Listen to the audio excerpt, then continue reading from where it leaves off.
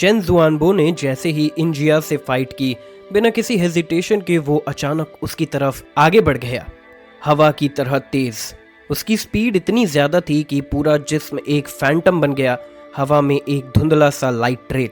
इंजिया की आंखों को उसका प्रेजेंस पकड़ना मुश्किल हो गया और अचानक उसने साइड से एक खतरनाक ऑरा महसूस किया।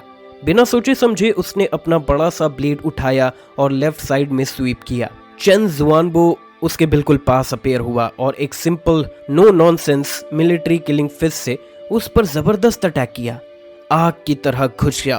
पंच का सीधा वार ब्लेड से टकराया। ये था ब्रूट स्ट्रेंथ का असली टकराव। पंच ने ब्लेड के शार्प एज को जोर से हिट किया और दोनों के बीच एक इनविंसिबल एयर वेव फट गई। हवा का झोंका जमीन को चीर गया। मिट्टी के लेयर्स इधर उधर उड़ने लगे। एक पल में जमीन उनके नीचे डजन मीटर तक सिंक हो गई और इम्पैक्ट जोन्स उनके आसपास बन गए।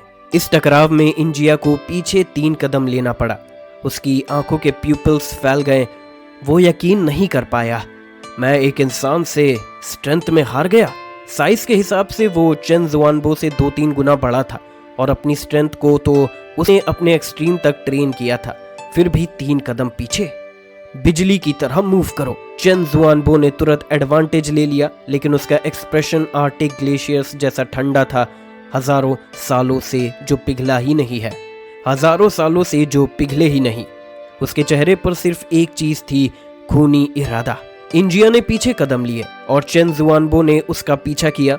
छोटी जगह में इतनी तेज मूवमेंट की आंखों को चक्कर आ जाए। जल्दी करो। उसके पंचेस एक तूफान की तरह वाइटल पॉइंट्स पे बरसने लगे। हर पंच में था एक खौफनाक मर्डरस इंटेंट और उसकी स्पीड ने एक अनस्टॉपेबल व्हर्लविंड क्रिएट कर दिया। इंजिया के 3 कदम पीछे लेना उसके लिए फेटल साबित हुआ। बैलेंस चला गया और इनिशिएटिव हाथ से निकल गया। चेन जुआनबा के क्रेजी अटैक्स ने उसे पैसिव डिफेंस में डाल दिया।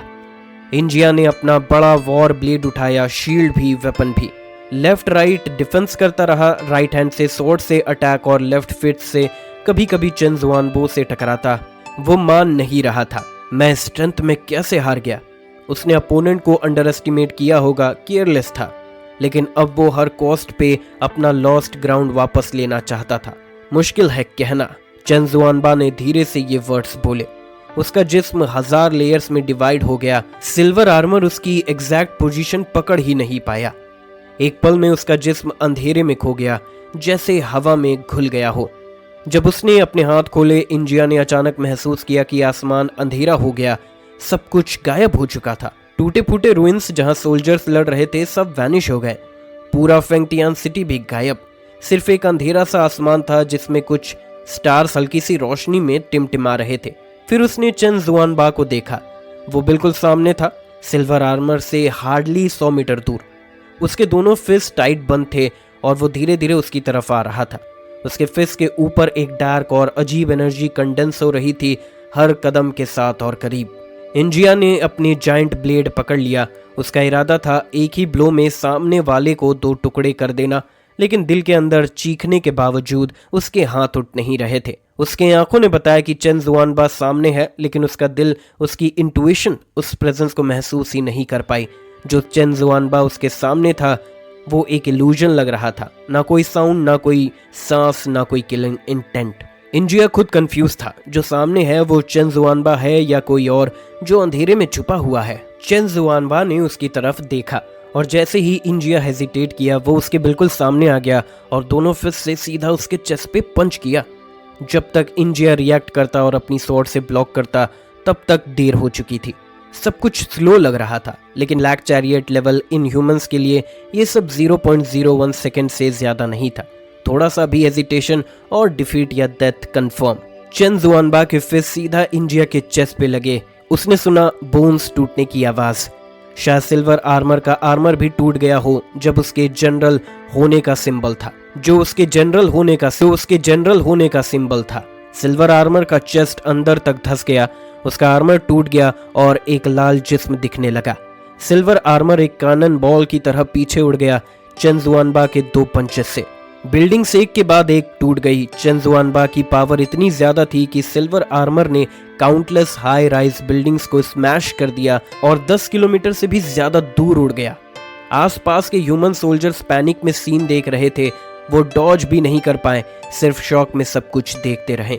चेन जुआनबा का जिस्म थोड़ा झुका और फिर एक रॉकेट की तरह हवा में शूट कर गया। उसका वाइट ग्रीन मिलिट्री कोट हवा में फ्लैपिंग कर रहा था और वो इंजिया के डायरेक्शन में चेस कर रहा था। इंजिया तब तक नहीं रुका जब तक उसका जिस्म एक पहाड़ से टकराकर अंदर तक धंस नहीं गया।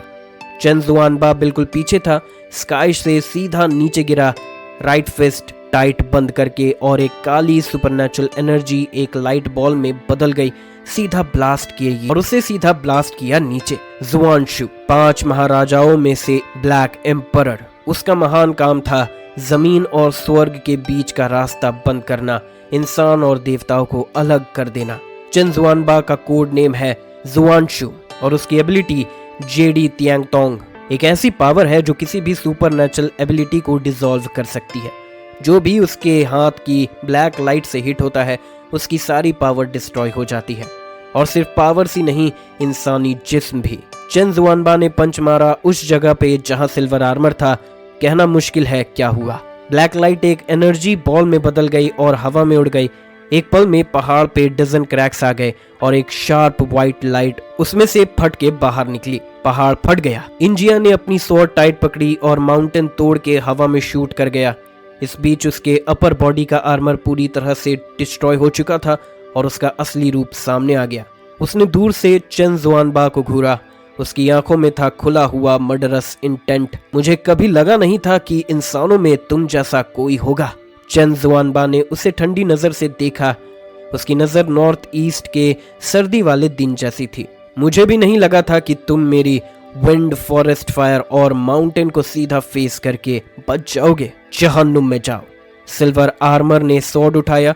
उसके आर्म्स के मसल्स बल्ज हो गए और उसने जोर से चॉप किया। उस चॉप से निकला हुआ एयर वेव इतना टेरिफाइंग था कि चारों तरफ से स्टॉर्म्स रिवर्स होने लगे। जमीन गरज उठी और टूट गई।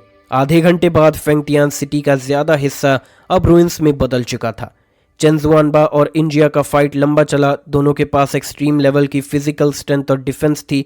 शुरुआत में चेन जुआनबा ने इंजिया के मिस जजमेंट का फायदा उठाया और इनिशिएटिव ले लिया, लेकिन एक एनहांस म्यूटेंट को मारना जिसकी स्ट्रेंथ तुम्हारे बराबर हो, क्या इतना आसान होता है?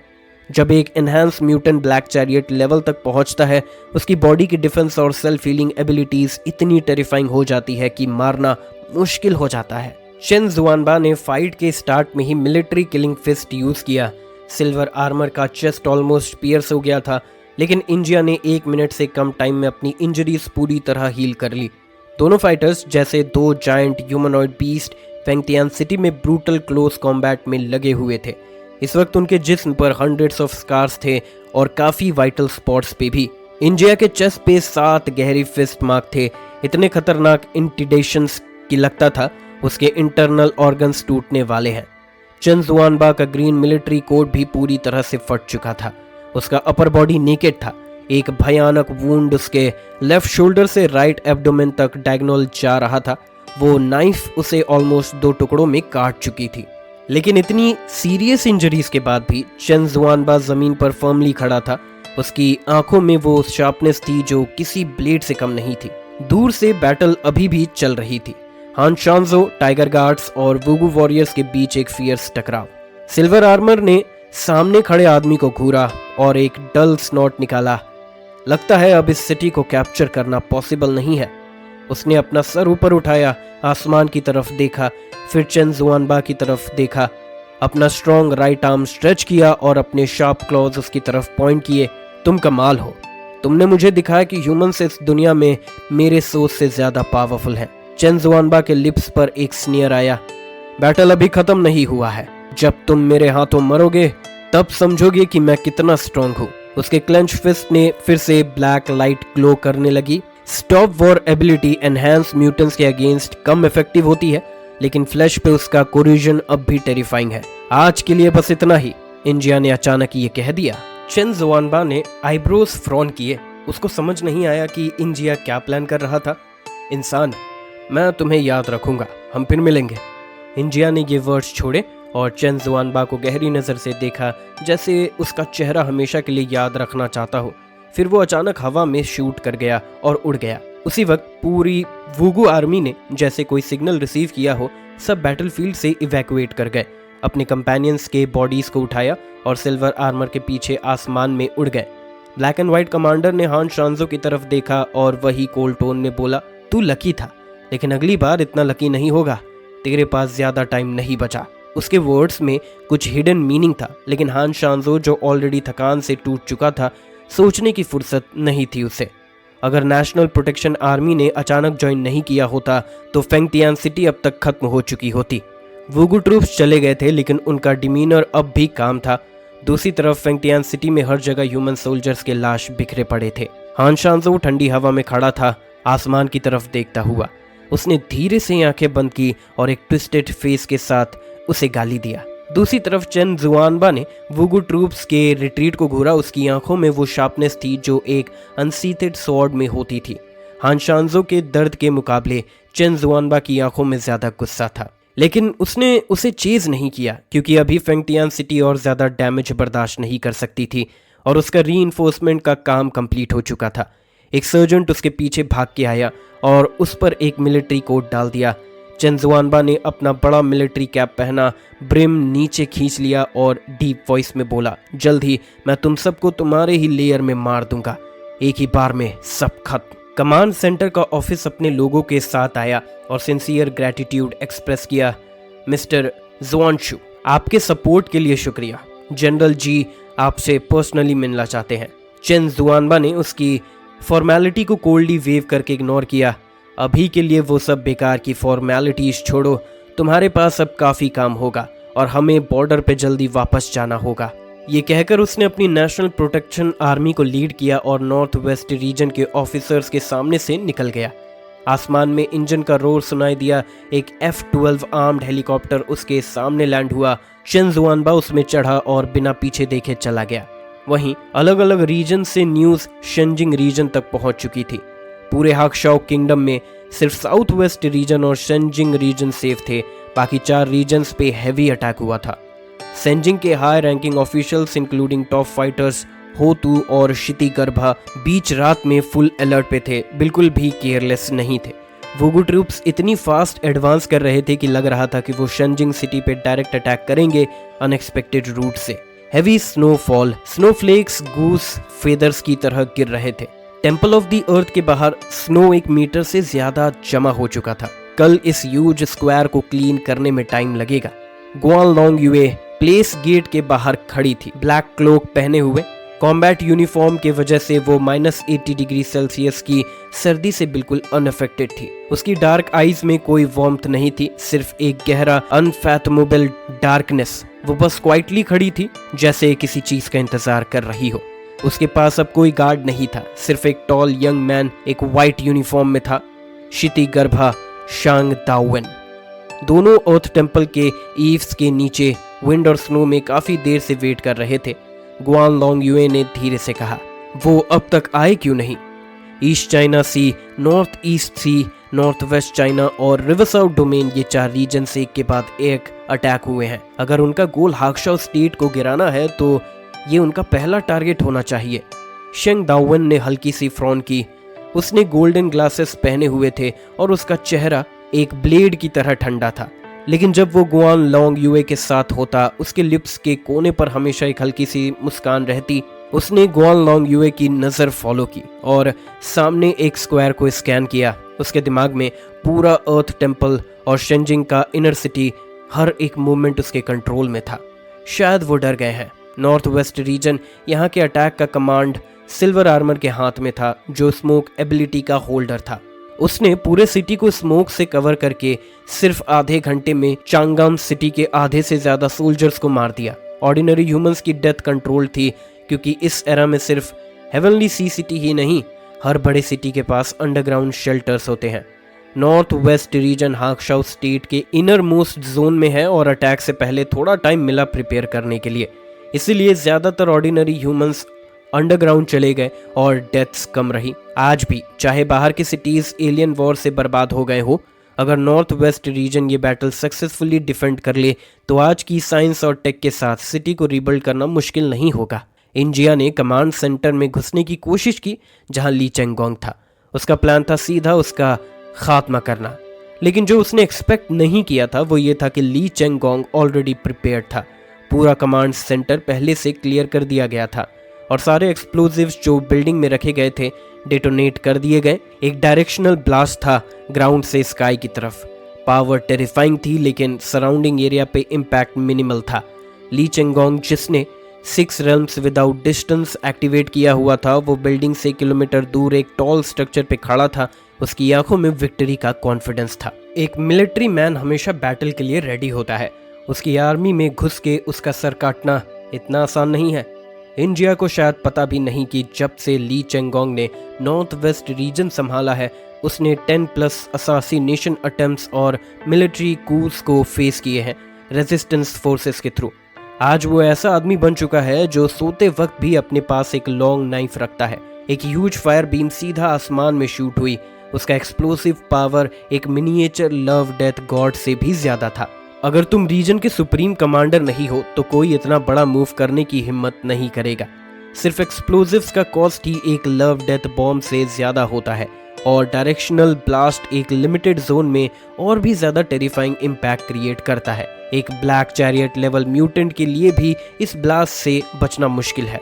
ली चेंगोंग ने अपनी लॉन्ग स्वॉर्ड दोनों हाथों से टाइट पकड़ी। उसके कोल्ड टीथ दिख रहे थे। उसका ability index 18,000 white chariot level था, लेकिन एक अच्छा वॉरियर कभी सुपरनैचुरल इंडेक्स पे ब्लाइंड फेथ नहीं रखता।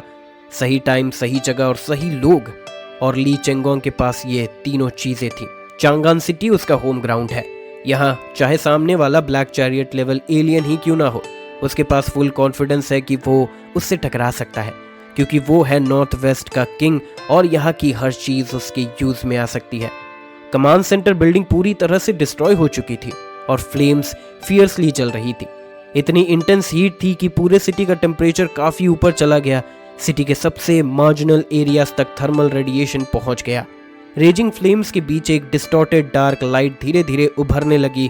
सिल्वर आर्मर में ब्लैक स्मोक से अपना ह्यूमन शेप कंडेंस किया और फायर के ह्यूज पिलर से बाहर निकला। वो हवा में गुस्से से सस्पेंडेड था, आधा जिस्म स्मोक से कवर्ड, स्मोक में वैनिश होने के लिए रेडी और किसी भी अटैक से बचने के लिए। लेकिन जो एक्सप्लोजन अभी अभी पूरे एरिया में हुआ उसने उसे क्लियरली डैमेज दिया, चाहे वो स्मोक फॉर्म में हो जिससे फिजिकल डैमेज अवॉइड हो सकता है। वो ब्लास्ट जो एक miniature god of love death से कंपीट कर सकती थी, उसने उसे सीरियसली इंजर्ड कर दिया। जब तक तुम कार्बन बेस्ड क्रिएचर हो, ह्यूमन हिस्ट्री के सबसे पावरफुल वेपन इम्पैक्ट को इग्नोर करना इम्पॉसिबल है। जब तक तुम जैंगी जैसे मॉन्स्टर नहीं हो जो डायरेक्टली वॉइड में घुस जाता है। मैंने तुम्हें अंडर एस्टिमेट किया इंसान, इंडिया ने डीप वॉइस में कहा। उसका जिस्म अब पिच ब्लैक हो चुका था। ये नहीं पता कि ब्लास्ट की वजह से या उसका असली फॉर्म यही था, लेकिन ऐसी एम्बुश सिर्फ एक बार काम करती है। उसने कभी इमेजिन नहीं किया था कि ली चेंगोंग अपना बेस कैंप को क्रेटर में बदल देगा। ये अटैक उसके लिए कंप्लीटली अनप्रिडिक्टेबल था, लेकिन केयरलेस होने के बावजूद वो अब भी कॉन्फिडेंट था कि वो ली चेंगोंग को मार सकता है, क्योंकि वुलुआन एम्पायर का सिल्वर आर्मर्ड जनरल होने के नाते उसकी स्ट्रेंथ ली चेंगोंग से काफ़ी ज़्यादा है। उसने अपना राइट हैंड ली चेंगोंग की तरफ उठाया और विस्पर किया, स्मोक किल। उसके हाथ की पाम से ब्लैक स्मोक तेजी से स्प्रेड होने लगा और एक पल में हवा में एक huge inverted triangular pyramid condense हो गया। वो एक टेट्राहेडॉन शेप में था और उसके एजेस इतने शार्प थे जैसे एक नाइफ जो सीधा दिल को काट सकता हो। ब्लैक पिरामिड एक इंस्टेंट में एक्सप्लोड हो गया और स्मोक इररेगुलर ब्लेड शेप्स में ली चेंगोंग की तरफ शूट होने लगे। वो लाइट स्मोक अचानक मास में बदल गया। पतला था जैसे सिकेडा के विंग, लेकिन स्प्रेड आउट एरिया एक बर्ड कैचिंग नेट जैसा था। स्मोक के स्ट्रीम्स एक अनबिलीवेबल स्पीड से ली चेंगोंग की तरफ आए। जहां से गुजरे वहां जैसे माइग्रेटरी बर्ड्स ट्विस्टिंग स्पिनिंग सब कुछ पियर्स करते हुए। एक मैसिव स्मोक स्क्रीन ने आसपास के हाई राइज बिल्डिंग को स्वीप किया जैसे एक शार्प ब्लेड पेपर को काट रहा हो। बिल्डिंग्स बिना किसी आवाज के टुकड़े हो गए। वो स्मोक जो सिकेडा विंग्स जितना पतला था, उसमें जो पावर छुपी हुई थी वो इतनी जॉ ड्रॉपिंग थी कि देखने वाला शॉक में आ जाए। ली चेंगोंग को भी अपने चेहरे की मुस्कान दबानी पड़ी और पूरा फोकस एनिमी पे शिफ्ट करना पड़ा, क्योंकि ब्लैक चैरियट चाहे इंजर्ड हो अब भी ब्लैक चैरियट ही है। मैं हूँ ईश, आई एम गॉड्स विल। चारों तरफ से आती ब्लैक स्मोक के सामने ली चेंगोंग ने अपने हाथों में शार्प ब्लेड्स निकाले। वो 2 लॉन्ग स्वॉर्ड्स जो जियाओ लिये के मेटल फ्रेंजी से स्ट्रेंथन किए गए थे, उसकी शार्पनेस लियांग यू के ड्रैगन रोड स्वॉर्ड से कम नहीं थी। ली चेंगोंग का अटैक स्पीड इतना फास्ट था कि आंखों से ट्रैक करना इम्पॉसिबल था। जब उसका टकराव जैंगी से हुआ था, उसकी स्वॉर्ड की मूवमेंट से ही जैंगी को स्किन पे स्टिंगिंग पेन महसूस हुआ। उसकी ability I am God's will ने तुरंत सारे स्मोक स्क्रीन अटैक को स्प्लिट कर दिया। सब कुछ इग्नोर करो, सब कुछ काट दो। यही है आई एम गॉड्स विल का असली पावर। ली चेंगोंग ने एक पल में काउंटलेस स्ट्राइक्स किए, सारे अटैक्स ब्लॉक कर दिए, लेकिन स्मोक स्क्रीन स्प्लिट होने के बाद फिर से स्मोक शेप में बदल गई। सिल्वर आर्मर का जिस्म आधा स्मोक लाइक हो गया था। वो धीरे धीरे स्काई की तरफ फ्लाई कर रहा था। उसका राइट हैंड ब्लैक स्मोक को कंट्रोल कर रहा था। स्मोक चारों तरफ से ली चेंगोंग के आसपास उठने लगा, जैसे 4 मैसिव हाई बॉल्स बन गई हो। नॉर्थ वेस्ट रीजन का ली चेंगोंग एक ऐसी एब्सोल्यूट अटैक लॉन्च कर सकता है जो सारी फिजिकल डिफेंसेस को इग्नोर करता है, लेकिन इसका ड्रॉबैक ये है कि अटैक रेंज लिमिटेड है और ये मोस्टली सिंगल टारगेट होता है। तो हमें बस डिस्टेंस मेंटेन करना है और स्मोक किल से कंटिन्यूस अटैक करते रहना है। ली चेंगोंग की एबिलिटी एक एक्सट्रीमली डेंजरस स्पेस किल है। अगर सिर्फ स्पेशियल लेवल पे बात करें तो उसकी एबिलिटी का डेंजर लेवल जैंगी से भी ज्यादा है, क्योंकि ये वो बंदा है जो अपना आउटपुट मैक्सिमम तक पुश करता है। जैंगी ने भी एक बार ली चेंगोंग के बारे में ये इवैल्यूएशन दिया था, अगर इसे सही अपॉर्चुनिटी मिल जाए तो एलियन का एबिलिटी इंडेक्स कितना भी ज्यादा हो, वो इसका डबल स्वॉर्ड्स के नीचे मर सकता है। अगर जैंगी के पास ट्रैक ऑल थिंग्स एबिलिटी ना होती तो वो कभी भी इसके पास आने की हिम्मत नहीं करता। इंजिया भी ये बात समझता था, इसीलिए उसका पहला रिएक्शन था ली चेंगोंग से डिस्टेंस मेंटेन करो और स्मोक का यूज करके धीरे धीरे उसे खत्म करो, क्योंकि जो बंदा 2 स्वॉर्ड्स होल्ड करता है, चाहे उसकी स्पीड कितनी भी फास्ट हो, वो सारी स्मोक को कट नहीं कर सकता। सिल्वर आर्मर हवा में फ्लाई कर गया और ली चेंगोंग ने तुरंत उसका इंटेंशन समझ लिया। उस बैटल को जीतने के लिए उसको अपोनेंट के असली जिस्म को मारना होगा। तुम भागना चाहते हो? मुझसे पूछा। ली चेंगोंग ने एक कदम आगे बढ़ाया और 6 runs without distance instantly activate हो गया। वो स्काई की तरफ शूट हो गया। उसने हाथ वेव किए और ब्लैक स्मोक फिर से एक इन्वर्टेड पिरामिड शेप में कंडेंस हो गया। फिर काउंटलेस ब्लैक स्मोक स्क्रीन्स उसकी तरफ रश करने लगे। स्मोक स्क्रीन्स के शेप वैरिड थे, जैसे हवा में सिकेडा विंग्स जितनी पतली हाई वॉल्स बन गई हो, जो उसके और ली चेंगोंग के बीच के स्पेस को काट रही हो। ली चेंगोंग अब अपनी एबिलिटी को ईजिली यूज नहीं कर सकता था, नहीं तो टेलीपोर्टेशन के दौरान उसका जिस्म ही स्प्लिट हो जाता। ली चेंगोंग ने अपनी 2 स्वॉर्ड्स उठाई और तेजी से स्लैश करने लगा, सारे स्मोक स्क्रीन्स को टुकड़े टुकड़े कर दिया। लेकिन तब तक इंजिया ऑलरेडी स्काई में काफी हाई फ्लाई कर चुका था। उसके और ली चेंगोंग के बीच में अब हजारों मीटर का डिस्टेंस आ चुका था। वो ऊपर से नीचे देखता है और अपने हाथ स्काई की तरफ उठाता है। उठो ब्लैक स्मोक। एक पल में चांगान सिटी के अलग अलग एरिया से ब्लैक स्मोक उठने लगते हैं। सिर्फ 10 सेकंड में पूरा सिटी डार्कनेस में डूब जाता है। ये वही ब्लैक स्मोक था जो सिल्वर आर्मर के आने पर छोड़ा गया था। वो लिविंग क्रिएचर्स के बॉडी का यूज करके और ज्यादा स्मोक जनरेट कर सकते हैं। इस वक्त वो स्मोक सिल्वर आर्मर के सिग्नल से एक्टिवेट हो गया और धीरे धीरे नहीं, एक्चुअली बहुत तेजी से इस एरिया की तरफ रश करने लगे। स्काई गॉड ऑफ वॉर बाइजान बैटलफील्ड में खड़ा था और जब उसने देखा कि पूरा आसमान स्मोक से कवर हो गया है और पूरा सिटी अंधेरे में डूब गया है, तो वो बस वहीं खड़ा रह गया, बिल्कुल हैरानी में। पूरा सिटी ब्लैक स्मोक हजारों मीटर ऊपर तक उठ चुका था। सिर्फ सिटी का सेंट्रल जोन जो उसके कंट्रोल में था अभी तक पूरी तरह कवर नहीं हुआ था। बाकी 80% सिटी ऑलरेडी ब्लैक स्मोक से भर चुकी थी। इतने मैसिव ब्लैक फॉग को पूरी तरह डिस्पेल करना, चाहे स्पीड कितनी भी फास्ट हो, इम्पॉसिबल था। लेकिन उसने दांत बीचे और मिड एयर में अपना जिस्म ट्विस्ट किया।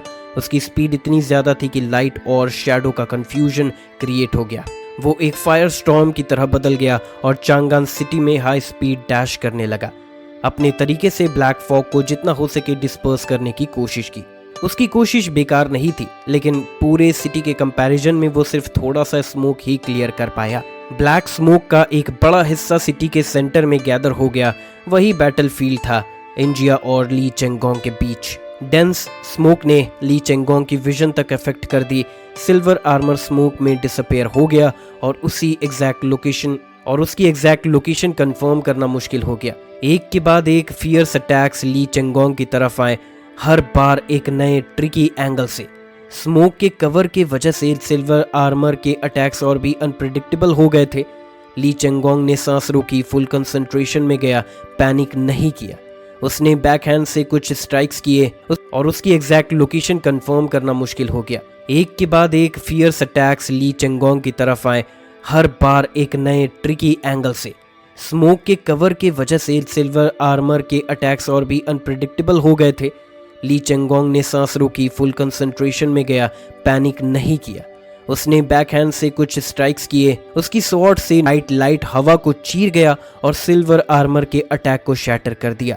लेकिन तुम कितनी देर तक टिक पाओगे? ये जगह अब मेरी टेरिटरी है, सरेंडर कर दो, तुम मेरे अटैक को ब्लॉक करने लायक नहीं हो। सिल्वर आर्मर की आवाज हर डायरेक्शन से आई। वो शैडोज में छुपा हुआ था, एक पेशेंट हंटर की तरह। लेकिन उसकी बात सुन के ली चेंगोंग जोर से हंस पड़ा। उसकी लाफ्टरफुल वॉल्यूम में थी, बिल्कुल फियरलेस। इंजिया ने फ्राउन किया। किस बात पे हंस रहे हो? ली चेंगोंग ने कहा, बस एक फनी जोक सुन लिया, रोका नहीं गया मुझसे। उसकी आंखों में शार्पनेस आ गई और स्नीयर के साथ बोला, तुमने कहा ये जगह अब तुम्हारी टेरिटरी है, तुम्हें इतना एरोगेंट बनने का कॉन्फिडेंस किसने दिया?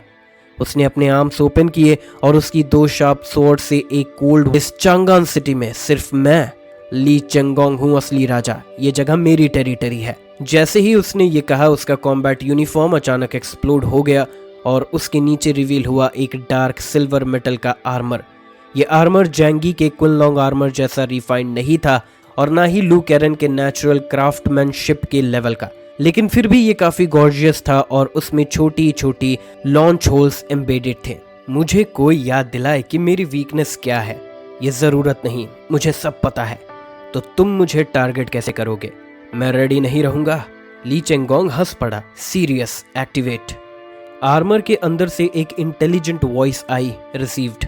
अगले ही मोमेंट आर्मर के मल्टीपल फायरिंग होल से साइलेंट शॉक वेव्स चारों तरफ स्प्रेड होने लगे और जो ब्लैक स्मोक उसके आसपास था वो स्नो की तरह सन से मेल्ट हो गए। ली चेंगोंग की जिंदगी का पहला हिस्सा काफी स्मूथ था, कोई मेजर सेटबैक नहीं ला। आर्मी ज्वाइन करने के बाद भी वो कंटिन्यूअसली प्रमोट होता गया। एंड ऑफ द वर्ल्ड के बाद अपनी एक्स्ट्रा ऑर्डिनरी टैलेंट के दम पे उसने अपनी एब्सोल्यूट पावर का यूज करके नॉर्थ वेस्ट रीजन का सुप्रीम कमांडर बन गया। ये स्मूथ जर्नी तब तक चली जब तक वो शेंजिंग डिस्ट्रिक्ट गया और उसकी मुलाकात हुई जैंगी से। जैंगी के साथ डुएल में हार उसकी जिंदगी का पहला मेजर ब्लो था। उसके बाद जब वो क्विनलिंग माउंटेन्स के अंडरग्राउंड गया, वहां सेंटीपीड किंग ने उसका एक आर्म काट दिया। ये था उसका दूसरा मेजर ब्लो। शेंजिंग से वापस आने के बाद उसने अपनी एबिलिटीज पे रिफ्लेक्ट करना शुरू किया। वो स्ट्रॉन्ग था लेकिन उसकी वीकनेस बहुत ऑब्वियस थी। उसका अटैक रेंज लिमिटेड था और वो मोस्टली कॉम्बैट पे डिपेंडेंट था।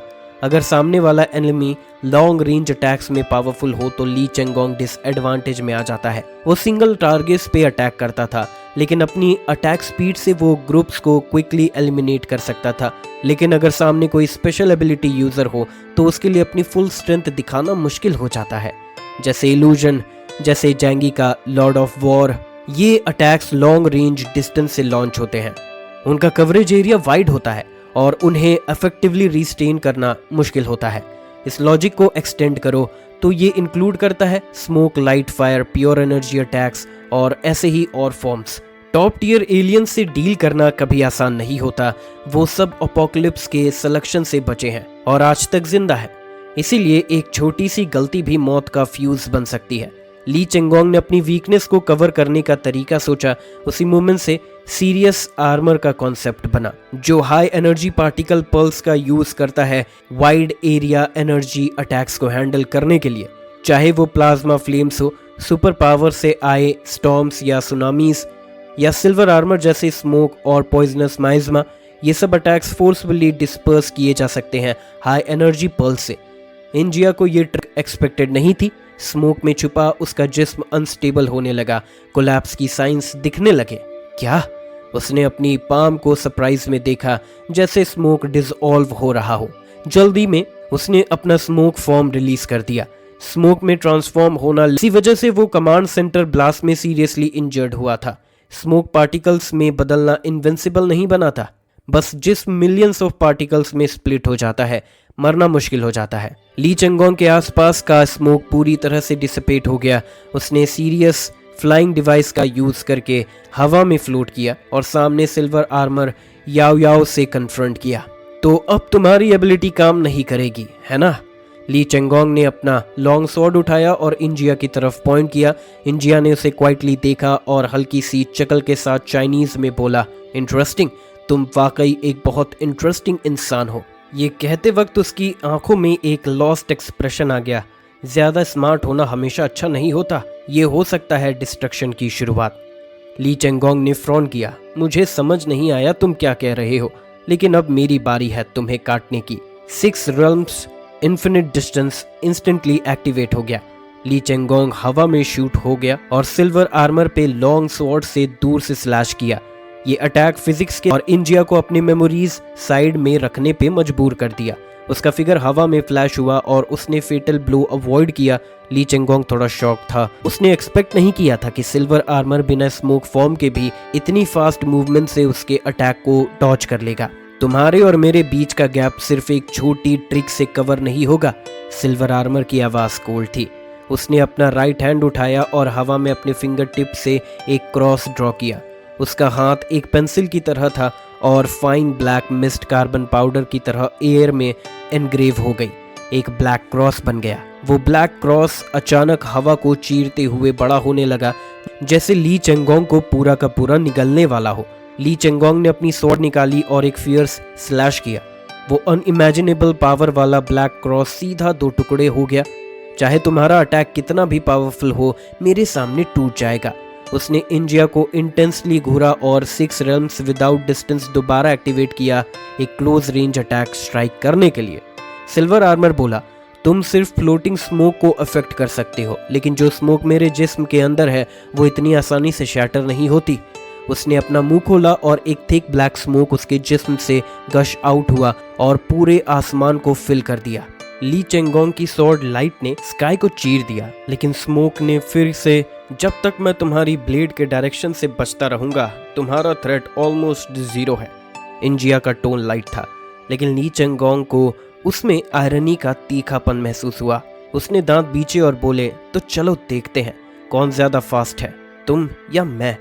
ब्लैक स्मोक ने 6 ह्यूज विंग्स में ट्रांसफॉर्म किया। सिल्वर आर्मर अब एक फॉलन डार्क एंजल लग रहा था, जोर से हंस रहा था और हवा में एक्सट्रीम स्पीड से फ्लाई कर रहा था। ली चेंगोंग ने अपनी लॉन्ग स्वॉर्ड टाइट पकड़ी, टेलीपोर्ट किया और स्वॉर्ड से चॉप करना शुरू किया। ब्लैक स्मोक ने उसका अटैक डॉज किया और आसपास के स्मोक को कंट्रोल करके उसके spike sharp blade spiral blades में बदल गए और उस पर अटैक किया।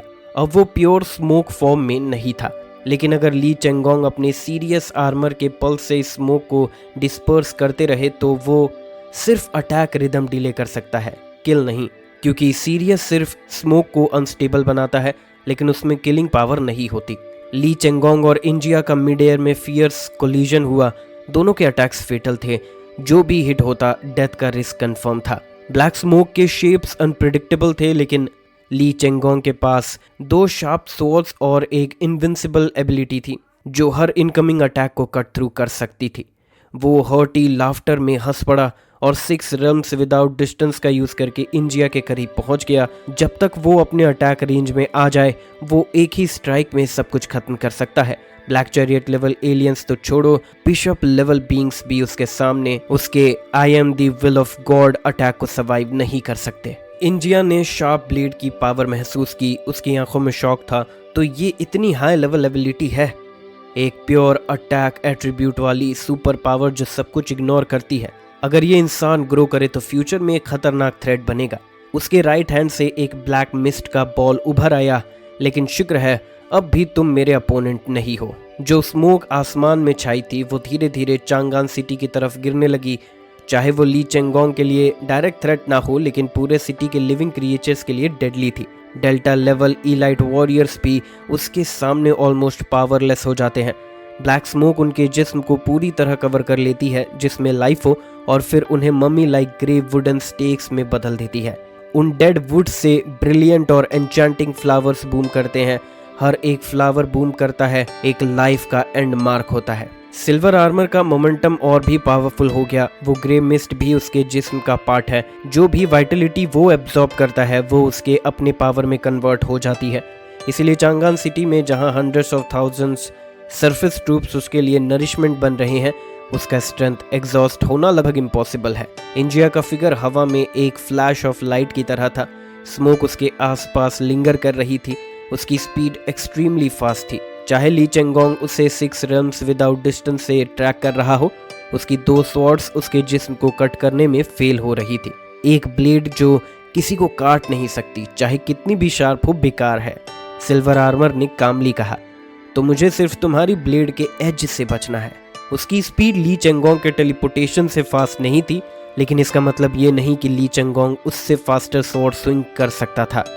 वुलुआन एम्पायर के सिटीजन्स की फिजिकल फिटनेस ह्यूमन से काफ़ी सुपीरियर होती है और ब्लैक चैरियट लेवल वॉरियर्स तो वुलुआन एम्पायर के टॉप फाइटर्स होते हैं जिनके पास एक्सट्रीमली रिच कॉम्बैट एक्सपीरियंस होता है। सिर्फ 2 लॉन्ग स्वॉर्ड से उसे हिट करना इतना आसान नहीं था। ली चेंगोंग और इंजिया के बीच का फियर्स बैटल अभी भी चल रहा था। कई राउंड्स के प्रोबिंग के बाद दोनों ने एक दूसरे के कार्ड समझ लिए। कमांड सेंटर के एक्सप्लोजन को एंड्योर करने के बाद भी इंजिया ने बैटल में अपर हैंड ले लिया, लेकिन अभी भी वो ली चेंगोंग को ओवरवेल्म नहीं कर पा रहा था, जो अपने होम ग्राउंड एडवांटेज के साथ फाइट कर रहा था। हवा में कोल्ड विंड हाउल कर रही थी। ली चेंगोंग की स्वॉर्ड का फ्लैश और सिल्वर आर्मर का ब्लैक स्मोक चांगान सिटी के आसमान में कंटिन्यूअसली क्लैश कर रहा था। जहां से गुजरते सब कुछ 2 टुकड़े हो जाता। ब्लैक एंड व्हाइट लाइट का टकराव सेंट्रल चांगान के हाई राइज बिल्डिंग्स को पेपर की तरह काट रहा था। Smooth effortless destruction. सिटी के बाकी लोगों के लिए ये सीन 2 सुपर मॉन्स्टर्स के टकराव जैसा लग रहा था। सिर्फ बैटल का रेसिडुअल पावर और 100 मीटर बिल्डिंग्स के गिरने की आवाज जो उन्हें टेरर में डाल रही थी। चांगान सिटी में एक और बैटलफील्ड भी था जहां फाइट एक्सट्रीमली फियर्स थी। नॉर्थ वेस्ट रीजन का सेकंड एपिसलॉन लेवल एलियन जियाओलिए अपने 5 पोल वॉर गॉड्स के साथ फाइट कर रहा था ब्लू आर्मर्ड वॉरियर्स के अगेंस्ट, जिसे black and white commander lead कर रहा था। जियाओलिए ने अभी अभी एपिसलॉन लेवल एंट्री किया था। लंबी फाइट के बाद उसने तुरंत फील किया कि उसकी एबिलिटी लेवल और अपोनेंट के बीच काफ़ी गैप है। इसलिए उसने रैश अटैक नहीं किया, बल्कि चांगान सिटी के जियोग्राफिकल एडवांटेज का यूज़ करके एक प्रूडेंट टैक्टिकल स्ट्राइक लॉन्च किया। वुल्फैंग ट्रूप्स के फॉर्मेशन के पीछे लॉन्च बेसिस एक के बाद एक ओपन होने लगे और जाइंट मिसाइल्स जियाओलिए के डेजिग्नेटेड डायरेक्शन में फ्लाई करने लगे। उसके बैक पे एक पेयर ऑफ फ्लैशी विंग्स थे जो उसे फ्लाई करने देते थे। जो वेपन्स उसने प्रिपेयर किए थे वो लगभग खत्म हो चुके थे, लेकिन यहाँ उसे स्टीडी सप्लाई मिल रही थी। ब्लैक एंड व्हाइट कमांडर की एबिलिटी थी विंड कंट्रोल। हवा ही उसका शार्पेस्ट ब्लेड थी और वही उसका शील्ड वॉल भी। विंड के पावर से वो ऑफेंसिव भी था, डिफेंसिव भी। चाहे जियाओलिए ने चेन जियाओवाओ के फायर पावर सुपरमेसी के साथ कंबाइन किया हो, फिर भी उसका डिफेंस ब्रेक करना मुश्किल था। मैं तो तुम लोगों की रिस्पेक्ट करने लगा हूँ। ब्लैक एंड व्हाइट कमांडर हवा में सस्पेंडेड था विंड पावर से। उसने जियाओलिए को कामली देखा और बोला, कीड़े भी जिंदा रहने के लिए पूरी कोशिश करते हैं, लेकिन इसी वजह से मुझे तुम पर तरस आता है। उसने अपने आर्म्स ओपन किए और उसके पीछे डजन से ज्यादा ह्यूज टोर्नेडोज फॉर्म होने लगे। वो क्लाउड से बने थे, स्काई से रोल डाउन होके, जैसे डजन टेरिफाइंग ड्रैगन्स जो रोर कर रहे थे और 10 किलोमीटर रेडियस के अंदर के सारे बिल्डिंग्स को डिस्ट्रॉय कर रहे थे। पिच ब्लैक टोर्नेडो रोर करता हुआ जियाओलिए और उसके वुल्फ फैंग गार्ड्स की तरफ स्वीप कर गया। जियाओलिए ने दांत बीचे। उसकी आंखों में था एक भूखे भेड़िया जो डेथ तक लड़ने को तैयार था। अभी ये कहना बहुत जल्दी होगा। उसने अपना राइट हैंड हाई रेस किया और उसके पीछे ब्राइट स्टार्स जगमगा उठे। उसके पीछे लॉन्ग फायर ट्रेल्स ड्रैग हो रहे थे। डजन्स ऑफ मिसाइल्स उसके हेड की तरफ फ्लाई करने लगे। उसने टाइमिंग परफेक्ट कैलकुलेट किया। जब मिसाइल्स उसके ऊपर से गुजरे, उनकी स्पीड अभी तक फुल्ली एक्सीलरेट नहीं हुई थी। इससे जियाओलिए को मिल गया चांस सेकेंडरी ऑपरेशन परफॉर्म करने का। Full metal panic. उसकी पाम में एक पावरफुल फोर्स सर्ज होने लगा। उस फोर्स के इन्फ्लुएंस में वो ब्लैक आयरन लम्प्स जो शार्क की तरह टेरिफाइंग लग रहे थे, एक एक करके ट्रांसफॉर्म होने लगे। उनका अपीयरेंस डिस्टॉर्ट हो गया, बॉडी स्वेलन हो गई और वो जल्दी से डजन से ज्यादा फेरोशियस ब्लैक ड्रैगन्स में बदल गए। ड्रैगन्स ने हवा में डायरेक्शन चेंज किया और जियाओ लिये के गाइडेंस में सीधा ब्लैक एंड व्हाइट कमांडर और उसके टोर्नेडो की तरफ क्रश कर गए।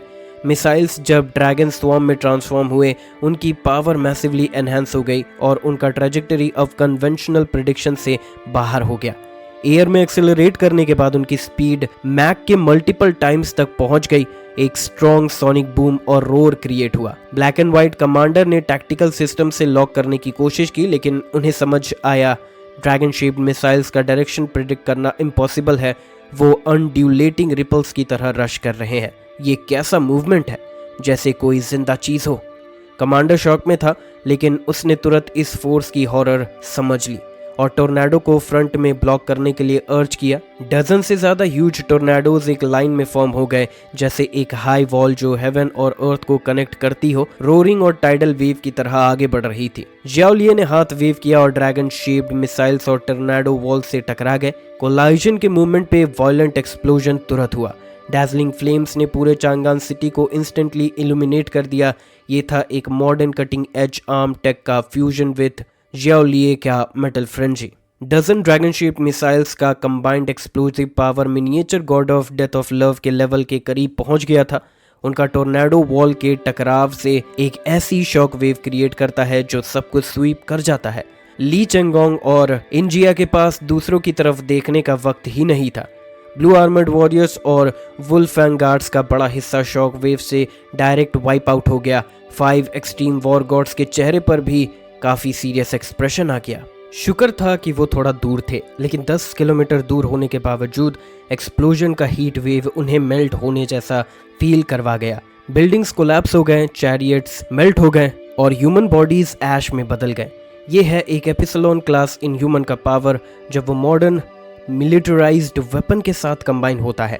मिसाइल ने टोर्नेडो वॉल में एक क्रेटर टियर कर दिया। Black and white commander shock में था। उसे यकीन नहीं हो रहा था कि उसकी एबिलिटी ब्रेक हो सकती है। एनॉर्मस फोर्स ने उसके जिस्म को हिट किया और उसे कैनन बॉल की तरह हवा में पीछे धकेल दिया। वो हंड्रेड्स ऑफ टॉल बिल्डिंग को पियर्स करता हुआ बड़ी मुश्किल से रुक पाया। उसका विंड एस्केप टेक्निक उसे पल्प बनने से बचा गया, लेकिन उसके जिस्म में हैवी इंजरीज आ चुके थे। इंसानों के weapons of mass destruction supernatural powers के साथ कंबाइन हो सकते हैं। कमांडर ने अपने चेस्ट कवर किया, जो पेन में था। उसके मुंह से ब्लड का एक ब्लॉग बाहर आया। वो ओवर कॉन्फिडेंट था और केयरलेस भी, क्योंकि जियाओ लिये सिर्फ ली चेंगोंग का डिप्यूटी था। उसने उसे लाइटली लिया, लेकिन वो भूल गया जो भी एलियन एपिसलोन रन तक पहुंचता है वो मिलियन में एक जीनियस होता है। और जियाओ लिये की एबिलिटी जब बैटल फॉर्मेशन का ब्लेसिंग के साथ कंबाइन होती है तो वो मॉडर्न मिलिट्री वेपन्स का पावर मैक्सिमाइज कर सकता है और ऐसे एनिमीज को भी मार सकता है जिनका सुपरनैचुरल इंडेक्स उससे भी काफी ज्यादा हो। और ये तो अभी भी उसका स्ट्रॉन्गेस्ट स्टेट नहीं था। अगर वो अपनी एबिलिटी से God of death of love को ब्लेस और मैनिपुलेट करे तो सिर्फ ब्लैक एंड व्हाइट कमांडर ही नहीं, ब्लैक चैरियट लेवल इनह्यूमंस को भी उससे बचना पड़ेगा। जियाओ लिये हवा में उड़ रहा था, सांस भारी हो रही थी। वो बैटल के रिजल्ट्स को देख रहा था, लेकिन उसके दिल में कोई खुशी नहीं थी, क्योंकि इस बैटल ने पूरे चांगान सिटी को लगभग तबाह कर दिया था। ये उनका घर था जहां वो रहते हैं।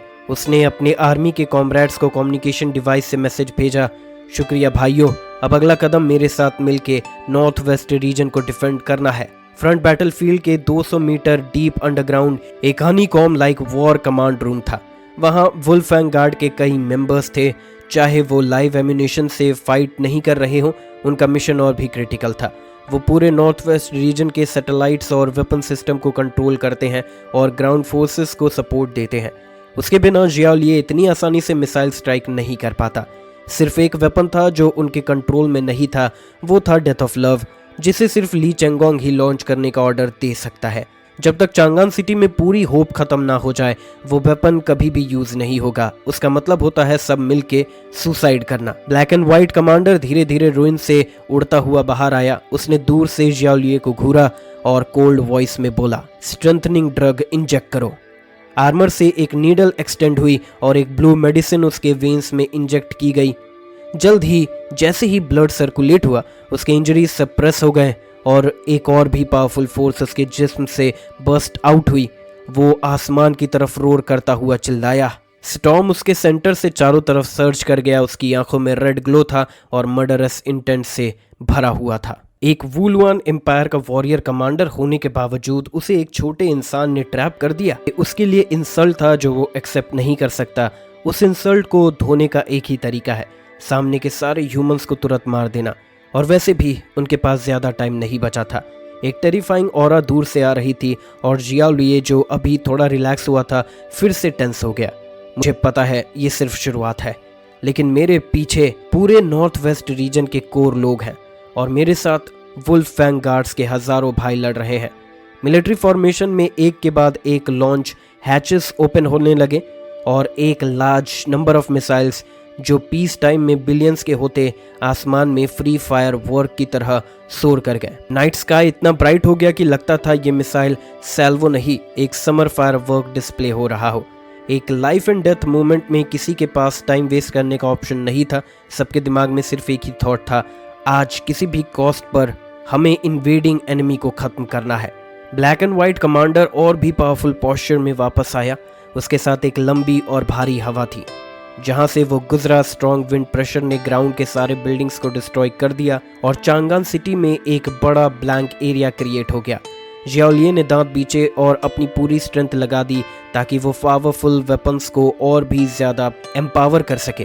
दूर एक टॉल बिल्डिंग पे wolf fang guards fiercely defend कर रहे थे ताकि ग्रीन आर्मर्ड वॉरियर्स ऊपर के लोगों को डिस्ट्रैक्ट ना कर सके, specially earth God of war की यूकॉन और आर्टिक गॉड ऑफ वॉर दी फे। वो रूफटॉप पे खड़े थे और इन्वेडिंग एनिमीज को फाइट ऑफ करने की कोई कसर नहीं छोड़ रहे थे। इसी वक्त चेन जियाओ जो अब ह्यूमन कैनन में ट्रांसफॉर्म हो चुका था, उसने अपनी पावर का एक्यूमुलेशन कंप्लीट कर लिया। उसका थ्रोट अब ऑलमोस्ट ट्रांसपेरेंट फायरी रेड हो चुका था, इतना रेड कि लगता था ब्लड ड्रिप हो रहा है। लोगों को लग रहा था कि वो कभी भी एक्सप्लोड कर सकता है। एक एक्सट्रीमली टेरिफाइंग फोर्स उसके मुंह में गैदर हो गई थी। उसने अपना मुंह वाइड ओपन किया और उसका जिस्म अब ह्यूमन जैसा नहीं लग रहा था। एक red x beam of light ने स्पेस को पेनिट्रेट किया और जियाओ लिये के साथ मिलकर ब्लैक एंड व्हाइट कमांडर पे अटैक किया। आसमान में एक dragon shaped black missile roar करता हुआ नीचे आया। इस सब के सामने ब्लैक एंड व्हाइट कमांडर की आंखों में एक रेड ग्लो आ गया। वो मिड एयर में पॉज हुआ, गहरी सांस ली और उसके चेस्ट पे एक सर्कल एक्सपैंड हो गया। फिर उसने मुंह से एक टेरिफाइंग एयर स्ट्रीम गश आउट की, विंड एक्सप्लोजन। कोई फैंसी मूव नहीं, बस एक ह्यूज और एक्सट्रीमली स्ट्रॉन्ग एयर स्ट्रीम जो सब कुछ कवर कर गया और फ्रंट को डेविस्टेटिंग फोर्स से बॉम्बार्ड कर दिया। साउंड थंडर जैसा था और सब कुछ जो सामने था स्ट्रॉन्ग विंड से इंस्टेंटली डिस्ट्रॉय हो गया। इसी वक्त जियाओ लिये और चेन जियाओ का जॉइंट अटैक वहीं पहुंच गया। दोनों फोर्सेस एक ही पॉइंट पे कोलाइड हुए। पहले एक स्ट्रेंज डिसअपीयरेंस और कोलैप्स हुआ, लेकिन सिर्फ एक मोमेंट बाद फोर्स ने एक बैंग के साथ बर्स्ट आउट किया। कोलाइजन के सेंटर से एक ह्यूज मशरूम क्लाउड आसमान में राइज हुआ और डैजलिंग व्हाइट लाइट के साथ शॉक वेव्स चारों तरफ स्प्रेड हो गई। एक ही ब्लो के बाद चांगान सिटी का एक पूरा डिस्ट्रिक्ट डिसअपेयर हो गया। इंजिया और ली चेंगोंग के बीच की बैटल और भी ज्यादा डेंजरस और फियर्स होती जा रही थी। कोई भी सामने वाले का डायरेक्ट अटैक लेने की हिम्मत नहीं कर रहा था, लेकिन कंपैरिजन में ली चेंगोंग क्लियरली ज्यादा स्ट्रगल कर रहा था। चाहे उनके पास ऐसी एबिलिटीज हो जो चीट कोड जैसी लगती हो, बेसिक एट्रीब्यूट्स का गैप अब भी एग्जिस्ट करता है। अगर उसने पहले एक ट्रिक से इंजिया को सेवियरली इंजर ना किया होता तो शायद अब तक वो इंजिया के हाथों डिफीट हो चुका होता, लेकिन फिर भी उसकी एबिलिटीज और कैरेक्टरिस्टिक्स सिल्वर आर्मर के सामने पूरी तरह से डेवलप नहीं हो पा रही थी।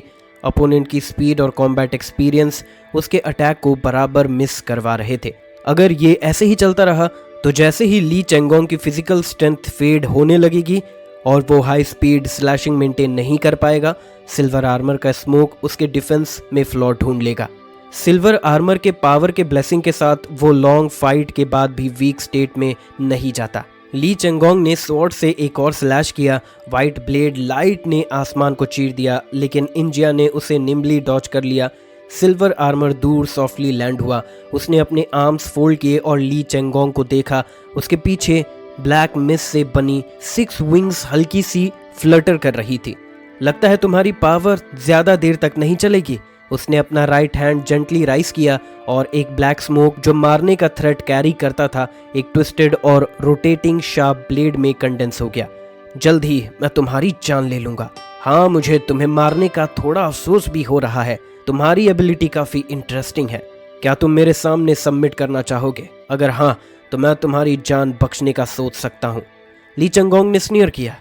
तुम समझते क्या हो अपने आप को जो मुझसे ऐसी बात कह रहे हो? मैं हूँ ली चंगोंग, नॉर्थ वेस्ट का किंग। अगर किसी को मरना है तो पहले तुम मरोगे। उसने अपना लॉन्ग स्वॉर्ड राइट हैंड में उठाया और सिल्वर आर्मर की तरफ पॉइंट किया, लेकिन अंदर से उसका दिल डूब रहा था। दोनों के बीच का गैप क्लियरली एग्जिस्ट करता है। अगर फाइट कंटिन्यू होती रही तो सिचुएशन सिर्फ उसके अगेंस्ट डेवलप करेगी। अब एक्सटर्नल असिस्टेंस पे काउंट करना पॉसिबल नहीं है। बाकी रीजन्स या तो खुद अटैक में है या अपने मैन पावर को प्रिजर्व करने के लिए टॉप एलियंस को भी मूव नहीं करने देंगे। क्या मुझे अब God of death of love का यूज करना पड़ेगा?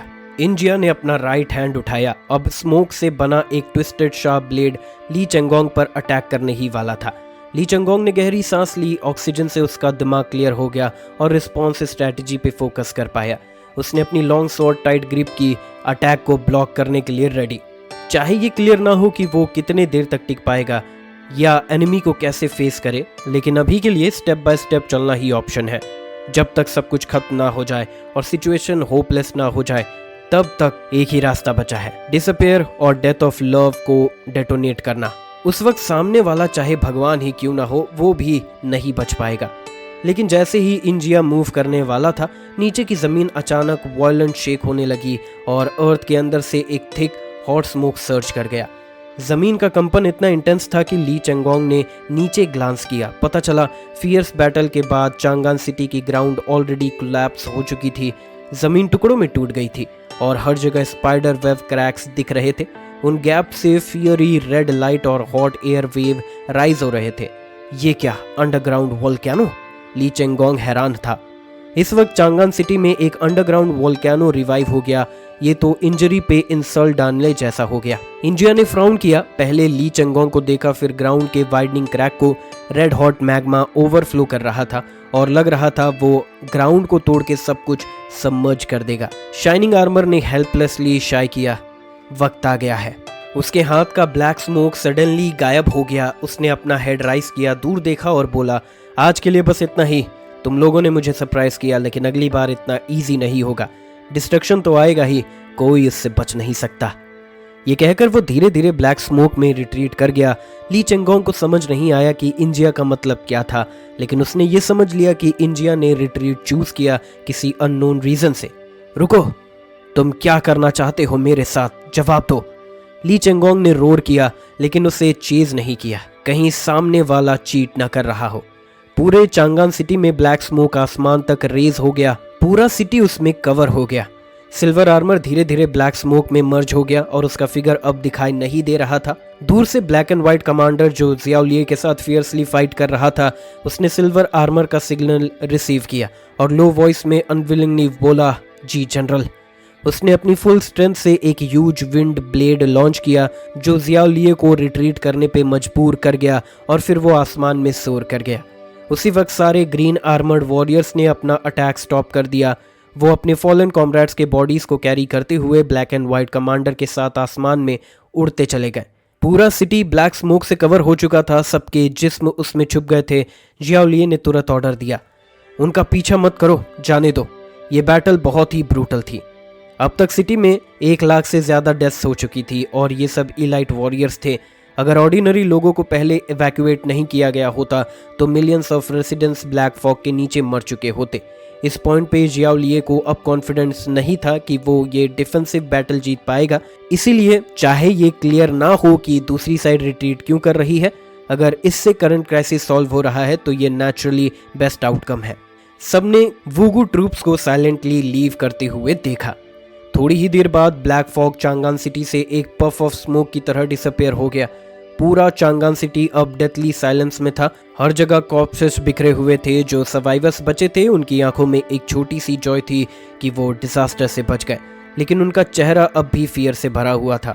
ली चंगोंग ने पूरे चांगान सिटी के रूइंस को देखा। उसके पास ग्रीफ का टाइम नहीं था। उसने तुरंत ऑर्डर्स इशू किए, स्काउटिंग ट्रूप्स, पूरे सिटी में मार्शल लॉ लगाओ, एनिमी का सेकेंड वेव अटैक प्रिवेंट करो, मेडिकल ट्रूप्स फॉलो अप करो और वुंडेड को ट्रीट करो, गार्ड डाउन मत करो, एनिमी कभी भी दोबारा अटैक कर सकता है। ऑर्डर्स देने के बाद उसने अपने पैर के नीचे जमीन की तरफ देखा। वो वोल्केनो के इरप्शन को लेके वरीड था, लेकिन उस मोमेंट में वो शॉक हो गया देख के कि जो जमीन पे क्रैक्स थे वो अब डेड साइलेंट हो गए थे।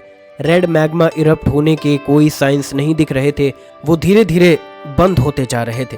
ये क्या हो रहा है? ली चेंगोंग के दिल में डाउट्स भर गए, लेकिन उसने तुरंत अपने लोगों को ऑर्डर दिया कि जियोलॉजिकल एक्सपर्ट्स के साथ इन्वेस्टिगेशन टीम भेजी जाए। ली चेंगोंग अंडरग्राउंड कमांड सेंटर में आया और जियाओ लिये भी अपने 5 एक्सट्रीम वॉर गॉड्स के साथ वापस आया। सबको जिंदा देख के ली चेंगोंग ने सेटिस्फैक्शन से नोट किया और स्पेशली जियाओ लिये के पास जाके उसके शोल्डर पे हाथ मारा। जियाओ लिये, तुमने बहुत अच्छा काम किया। अगर इस बार जियाओ लिये ने ब्लैक एंड व्हाइट कमांडर का अटैक ब्लॉक ना किया होता और दोनों एनिमी एपिसलोन्स एक साथ अटैक करते तो ली चेंगोंग डेफिनेटली उसे रोक नहीं पाता। जियाओ लिये ने सर झुकाया और रिस्पेक्टफुली बोला, ये सब आपके अच्छे कमांड की वजह से हुआ कमांडर। मैं अपनी छोटी सी जुगनू की रोशनी को आपके चांदनी से कैसे कंपेयर कर सकता हूँ? ली चेंगोंग ने हल्का सा स्माइल किया और सेटिस्फैक्शन से नोड किया। उसने दोबारा 5 एक्सट्रीम वॉर गॉड्स की तरफ देखा। ऑफ कोर्स तुम सब ने भी बहुत अच्छा काम किया। ये defence battle north west region के लिए एक मेजर विक्ट्री है। हमने एनिमी के अटैक को सक्सेसफुली रिपेल किया। इस बैटल के बाद दुनिया के सारे मेजर फोर्सेस को पता चल जाएगा कि नॉर्थ वेस्ट रीजन कितना स्ट्रांग है। दूसरी तरफ एक सबऑर्डिनेट ऑफिसर रिपोर्ट देने आया, कमांडर आपके इंस्ट्रक्शंस के मुताबिक मैंने विक्ट्री रिपोर्ट्स दूसरे रीजन्स को भेज दिए हैं। चांगान सिटी की ग्रेट विक्ट्री के बारे में सबको इन्फॉर्म कर दिया है। ली चेंगोंग ने नोट किया, अभी दूसरे रीजन्स का क्या सिचुएशन है? ऑफिसर ने जवाब दिया, अच्छी न्यूज़ आ रही है, लेकिन जो रियल इंटेलिजेंस मिला है उसके मुताबिक ईस्ट सी रीजन और ईस्ट सी सिटी का ज़्यादा हिस्सा डिस्ट्रॉय हो चुका है। शुनवू सीरियसली इंजर्ड है और सी ड्रैगन ट्रूप्स को हैवी कैजुअलिटीज़ हुई हैं और ये भी सस्पेक्ट हो रहा है कि कुलनोंग बैटल में मर गया। नॉर्थ वेस्ट रीजन डिस्ट्रॉय होने से बचा सिर्फ नेशनल डिफेंस आर्मी की मदद की वजह से, लेकिन कैजुअलिटीज़ यहाँ भी हैवी थी। शेंजिंग और साउथ वेस्ट रीजन में अभी तक वॉर नहीं हुआ है। हम अभी भी सिचुएशन ऑब्जर्व कर रहे हैं। और रिवर साउथ डोमेन? ली चेंगोंग ऑफिसर्स की रिपोर्ट सुनते हुए हर रीजन का गैप मेंटली मेजर करता रहा। उसका मानना था कि नॉर्थ वेस्ट रीजन ने फॉग वैली ट्रूप्स का इन्वेजन अपनी स्ट्रेंथ से रिपेल किया और वो सबसे बेस्ट रीजन होना चाहिए। लेकिन जैसे ही उसने रिवर साउथ डोमेन सुना, उसके नर्व्स अचानक से टेंस हो गए। सिर्फ जैंगी के सामने आके ही उसके लिए काम रहना मुश्किल हो जाता है, क्योंकि वो वही आदमी था जिसने उसे पहले हरा दिया था। और जबकि ली चेंगोंग नोबल बर्थ का था, जैंगी सिर्फ एक वेयर हाउस मैनेजर था ऑर्डिनरी ओरिजिन से।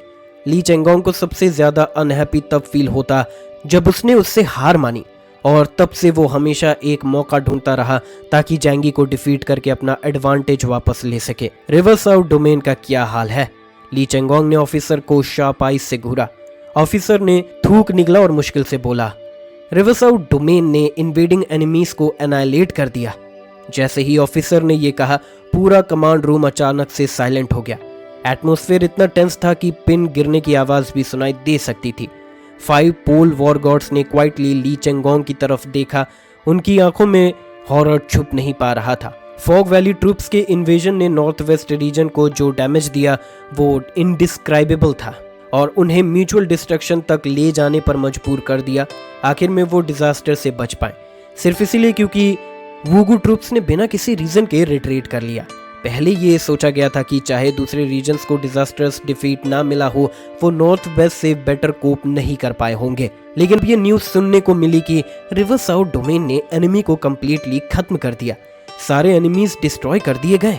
अगर रिवर साउथ डोमेन में आए एनिमीज वही स्ट्रेंथ रखते थे जो नॉर्थ वेस्ट रीजन में आए थे, तो इसका मतलब है उन्होंने hundreds of capital level aliens और 2 एपिसलोन्स को मार दिया। 5 एक्सट्रीम वॉर गॉड शॉक में थे, लेकिन कोई उन्हें कुछ बोलने की हिम्मत नहीं कर रहा था।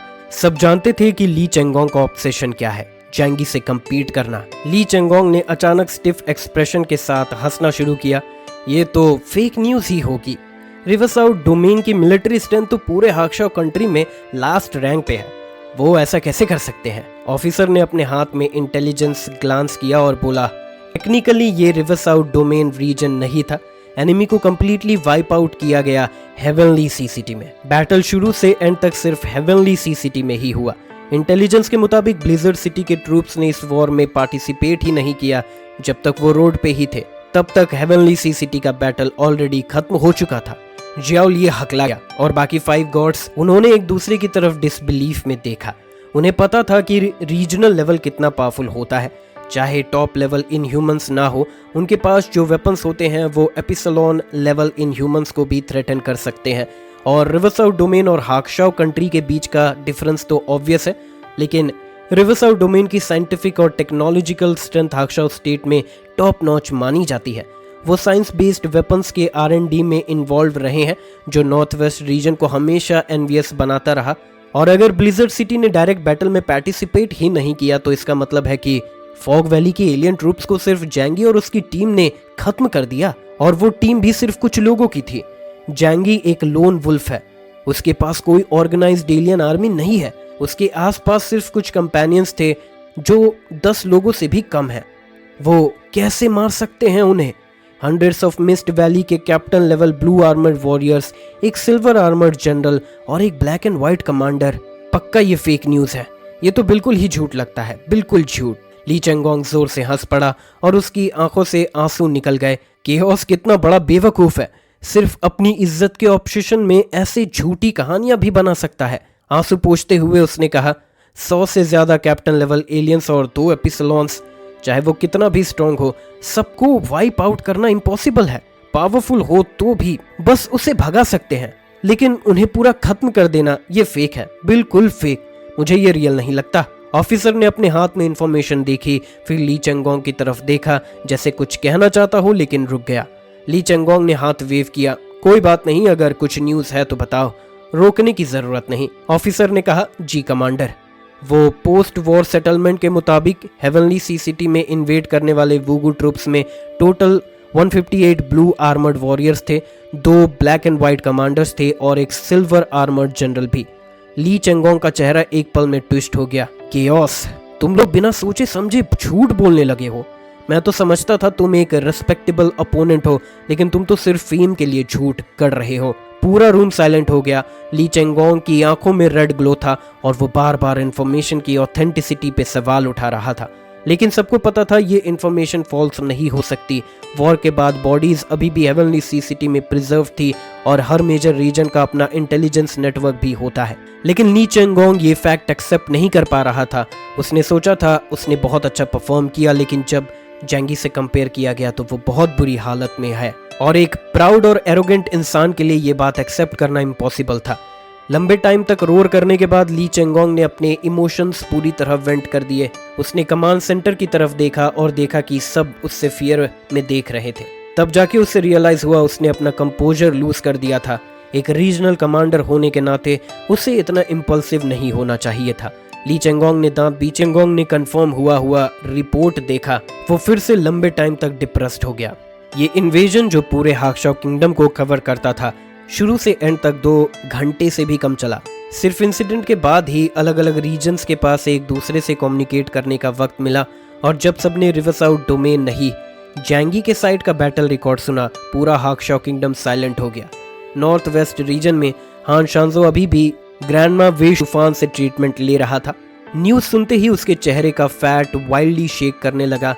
लंबे साइलेंस के बाद उसने विंडो के बाहर गिरती हैवी स्नो को देखा और शाय किया, काश मैं भी उसके जैसा ऑसम होता। अगर ऐसा होता तो नॉर्थ ईस्ट रीजन में इतने सारे भाइयों की मौत नहीं होती। ईस्ट चाइना सी रीजन में सुप्रीम कमांडर ली गुआनशियो अब सिर्फ जू जंग से जेलस था। पहले वो हमेशा जू जंग का मजाक उड़ाता था, सोचता था उसके पास सिर्फ टाइटल है, रियल पावर नहीं। कैसे वो उसके जैसा हो सकता है? इवन शुनवू और क्विलनोंग जो एपिसलोन लेवल तक पहुंच चुके हैं, वो भी उसके ऑर्डर्स मानते हैं। लेकिन अब देखो, चाहे रिवरसाउथ डोमेन पे वुगू ट्रूप्स का अटैक हुआ हो, उन्हें कोई लॉस नहीं हुआ और जैंगी ने सिर्फ अपनी छोटी सी टीम के साथ विक्ट्री हासिल की। वो मिस्ट वैली का मोस्ट पावरफुल फोर्स था, 3 एपिसलोन्स और 100+ कैप्टन्स। जैंगी ने एक फोर्ट्रेस के दम पे 3 एपिसलोन्स को मार दिया, एक भी जिंदा नहीं बचा। आज का रिवरसाउथ डोमेन नहीं, हेवनली सी सिटी का केओस शायद सिर्फ शेंजिंग रीजन के बाद सेकंड स्ट्रॉन्गेस्ट है। क्या मजाक है, हेवनली सी सिटी को अब एक अलग डिस्ट्रिक्ट माना जा सकता है। शुनबू भी बहुत मूव्ड फील कर रहा था और ये सेम शाय हर रीजन के लोगों ने एक्सप्रेस किया। शंजिंग रीजन में मैन युआनजुन ने एक लॉन्ग शाई लिया। ओल्ड क्विन, तुम्हारा स्टेप डाउन होना अनफेयर था। तुम बस उस इंसान से टकरा गए जिससे टकराना नहीं चाहिए था। ये कहकर उसने अचानक अपना हेड राइज किया। उसकी आंखों में ब्राइट ग्लो था। लेकिन ये तो हमारे हाक्शाओ कंट्री के लिए एक ब्लेसिंग भी है। Neon port, Columbia navy fleet जैसे हाक्शाओ किंगडम के कई वुगु ट्रूप्स ने किया। यहाँ अटैक करने वाले ट्रूप्स ने भी फियर्स बैटल के बाद आखिर में विड्रॉ करना चूज किया। उन्होंने एक भी कॉर्प्स नहीं छोड़ा और शांत और ऑर्डरली रिट्रीट कर गए। लेकिन कोलंबियन नेवी फ्लीट को एनॉर्मस लॉसेस दिए। पोर्ट के पास के ऑलमोस्ट सारे वॉरशिप्स डिस्ट्रॉय हो गए। ये एक नेवल फ्लीट के लिए अनडाउटेडली एक्सट्रीमली डेडली है। सीधे शब्दों में कोलंबिया का सबसे पावरफुल नेवल फ्लीट अब से कंप्लीटली फिनिश्ड है। एंड ऑफ द वर्ल्ड के बाद इतनी लार्ज स्केल फ्लीट दोबारा बिल्ड करना लगभग इम्पॉसिबल है। कार्टिलस पूरे जिस्म पे वोंड से भरा हुआ था और एक हाथ तो रेड सी बीस के साथ फाइट में कट ऑफ हो गया था। लेकिन कोलंबिया नेवल बेस के मैसिव वेपन्स के दम पे वो अब तक टिक पाया जब तक फॉग वैली ट्रूप्स ने रिट्रीट नहीं किया। फॉग वैली आर्मी ओशन से रिट्रीट कर गई। कार्टिलस ने अपने इंजर्ड आर्म को कवर किया और उनके जाने के डायरेक्शन में स्टेयर किया। उसकी आंखों में रिजेंटमेंट और एंगर था। मेरे टेरिटरी में घुसने की हिम्मत कैसे हुई इनकी। पूरा नेवल बेस लगभग डिस्ट्रॉय हो चुका था। सी वाटर ने बेस को फ्लड कर दिया और आधे से ज्यादा सोल्जर्स मर चुके थे। इस वक्त जब वेव्स रश कर रही थी, tens of thousands Colombian navy soldier sea में शिंक और फ्लोट कर रहे, फ्रीज नहीं हो पा रहा था। कनेरो दूर से फ्लाई करके आया। उसका कंडीशन भी ज्यादा बेटर नहीं लग रहा था। उसका आर्मर टॉर्न टू पीसेस था। कार्टिलस का ब्रोकन आर्म देखकर उसने पूछा, तुम्हारा हाथ? कार्टिलस ने दांत बीचे और टफ टोन में बोला, मैंने इसे न्यू एरा पे बेट किया। कनेरो उसे अच्छी तरह जानता था, इसीलिए उसने एक्सप्लोड नहीं किया, बस शांति से कहा, जल्दी लिम्ब रीजनरेशन सर्जरी करवा लो। 21st सेंचुरी के मिडिल में मेडिकल म्यूटेंट्स के इमर्जेंस के बाद सवेयर लिम्ब्स रीजनरेट करना अब बहुत मुश्किल नहीं रहा। कार्टिलस का फेस ग्लूमी था। क्या ये मॉन्स्टर्स उस डैम आइलैंड से आए हैं? कनेरो ने गहरी सांस लिया। उनकी स्ट्रेंथ हमारी एक्सपेक्टेशन से काफी ज्यादा है। कार्टिलस ने उसकी तरफ देखा और बोला, बस इतना ही?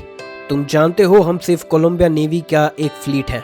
कनेरो ने कहा, लेकिन जब वो हमें अटैक कर रहे थे तब उन्होंने एक लार्ज आर्मी भी हाक्शाओ कंट्री के होमलैंड पे भेज दिया। मतलब जो हम फेस कर रहे थे वो सिर्फ एक स्मॉल फोर्स था। क्या? कनेरो थोड़ा डम्फाउंडेड हो गया।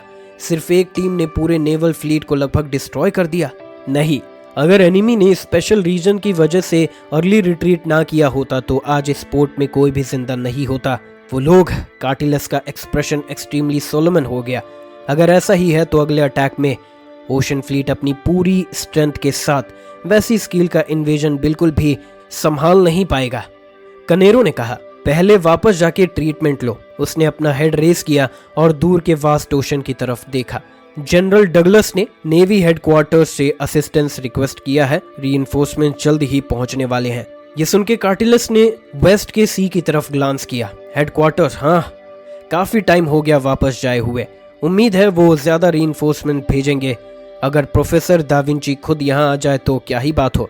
कनेरो ने कामली रिप्लाई दिया, professor Da Vinci combat type inhuman नहीं है। वो कैपिटल फ्रैंकलिन से बाहर नहीं जाएंगे, तो शायद किसी और को भेजा जा रहा होगा। कार्टिलस ने एक माउथफुल ब्लड स्पिट किया। मेडिकल टीम ऑलरेडी पहुंच चुकी थी।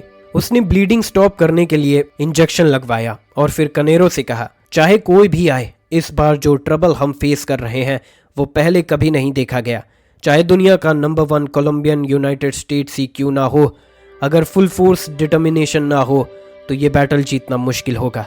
कनेरो ने इस बात पे कोई ऑब्जेक्शन नहीं दिया, क्योंकि अब तक जो इंटेलिजेंस उनके पास आई है उसके मुताबिक हाक्शाओ किंगडम भी वुगु ट्रूप्स के इन्वेजन से बहुत बड़ा ब्लो फेस कर चुका है। हाक्शाओ कंट्री हेवनली सी सिटी में जैंगी ने अभी अभी अपनी टीम के साथ एक बैटल जीती थी और पूरा हेवनली सी सिटी अब जॉयस एटमॉस्फेयर से भरा हुआ था। स्पेशली जब उन्होंने सुना कि दूसरे रीजन का वॉर सिचुएशन अच्छा नहीं था तो उनके अंदर एक प्राइड डेवलप हुआ। इस बैटल में फुइन आर्मी के एलियंस ने अपनी आंखों से देखा कैसे जैंगी ने सिल्वर आर्मर वाले एनिमी को ब्रेवली मारा और एक ब्लैक एंड व्हाइट कमांडर को सेकंड्स में खत्म कर दिया। इस मोमेंट पे उनके दिल में एक फर्म आइडिया उभर आया, जैंगी एक गॉड है। माँ वेंजिंग का ब्रेन वॉशिंग भी तभी काम करता है जब उसके पीछे फैक्ट्स हो, और जैंगी के लिए एडमिरेशन इंस्पायर करने के लिए कोई चीज ब्लडी बैटल से बेटर नहीं हो सकती। लेकिन उनकी एक्साइटमेंट के कंपैरिजन में जैंगी ने अपने आप को टेम्पररी विक्ट्री से कैरिड अवे नहीं होने दिया। उसने बस एक लाइन बोली, ब्लैक आर्मर अभी तक अपीयर नहीं हुआ। अंडरग्राउंड वर्ल्ड का गेटकीपर ही असली खतरा है। जैंगी के दिमाग में कुछ शक था। नियॉन से वापस आने के बाद एक बात कंफर्म हो गई थी, जो पावरफुल अंडरग्राउंड सिविलाइजेशन है वो सरफेस पर आसानी से नहीं आ सकती, नहीं तो किसी अननोन फोर्स से पनिश हो जाती है। जैसे ही वो बिजली जो पूरे आसमान को छेद दे god of death and god of sun को स्ट्राइक किया था।